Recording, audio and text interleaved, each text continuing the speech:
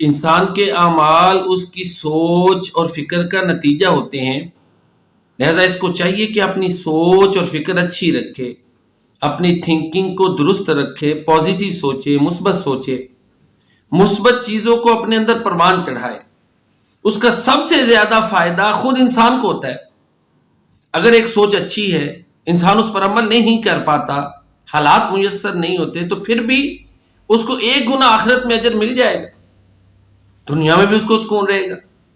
For example, ایک بندے نے یہ انٹینشن رکھی ہوئی تھی، ارادہ کیا ہوا تھا کہ میں اگر مجھے مال مل جائے گا تو میں مسجد بنواؤں گا، مدرسہ بنواؤں گا، جو نا غریب غربا جو لوگ ہیں ان کے ساتھ تعاون کروں گا، سخاوت کروں گا، صلہ رحمی کروں گا۔ عزم کر لیتا ہے، انٹینشن بنا لیتا ہے، یہ ارادہ کر لیتا ہے، ساری زندگی اس کو موقع نہیں ملتا، تو اس کو 1 گنا اجر مل گیا، لیا تو کتنا فائدہ ہے اچھی سوچ کا۔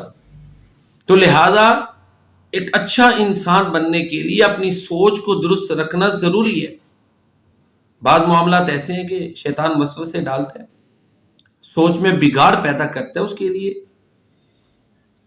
اوراد ہیں، وظائف ہیں، ان کو انسان کرے۔ لا حول ولا قوت الا باللہ، رب اغفر لی وتب علی انک انت التواب الغفور، سورۃ الناس اس کو پڑھے۔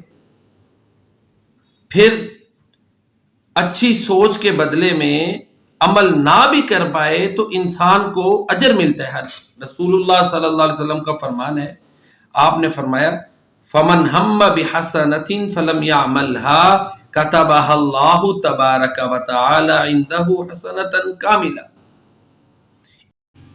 تو لہذا یہ سب سے پہلی بات ہے کہ انسان کی جو تھنکنگ ہے وہ پازیٹیو ہو، مثبت سوچ رکھے، اچھائی والی سوچ رکھے کہ میں نے خیر جو ہے نا خیر پہنچانی ہے، بھلائی پہنچانی ہے، کسی کو مجھ سے نقصان نہ ہو، ہر ایک کو مجھ سے نفع ہو، یہ سوچ ہو نا۔ مجھے اللہ تعالیٰ برڈن نہ بنائے، یہ اچھی سوچ ہے۔ مجھے اللہ تعالیٰ جو ہے وہ ان لوگوں میں شامل فرمائے جو اللہ کی راہ میں خرچ کرتے ہیں۔ تو یہ سوچ، اگر سوچ یہ ہے کہ بس دوسروں پہ نظر رکھی ہوئی ہے،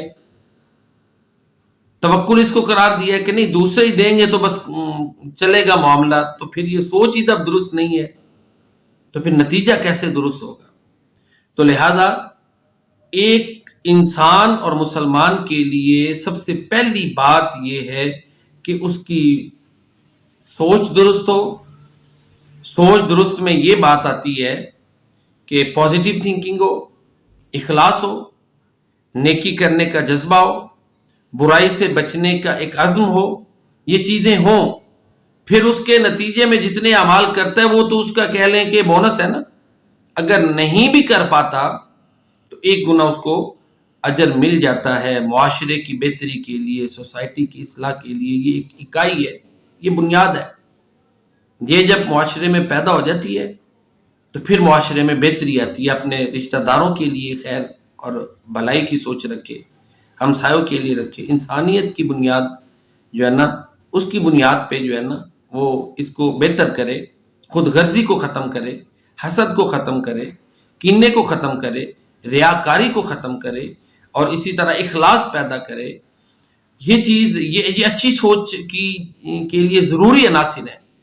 اللہ رب العزت ہمیں یہ جو بنیادی اکائی ہے اس کو اپنانے کی توفیق عطا فرمائی۔ اللہ کی توفیق کے بغیر نہیں ہوتی۔ الفاظ میں بیان کرنا بڑا آسان ہے، لیکن جس سے اللہ تعالیٰ توفیق دے اسے ہی حاصل ہوتی ہے، اور یہ بہت بڑی ایک نعمت ہے، قناعت اور اچھی سوچ۔ وہ خود بندہ سب سے زیادہ خوشحال رہتا ہے۔ سب سے زیادہ اچھی سوچ کا ثمرہ وہ شخص کھاتا ہے، پھل وہ کھاتا ہے جو سوچ کا مالک ہے۔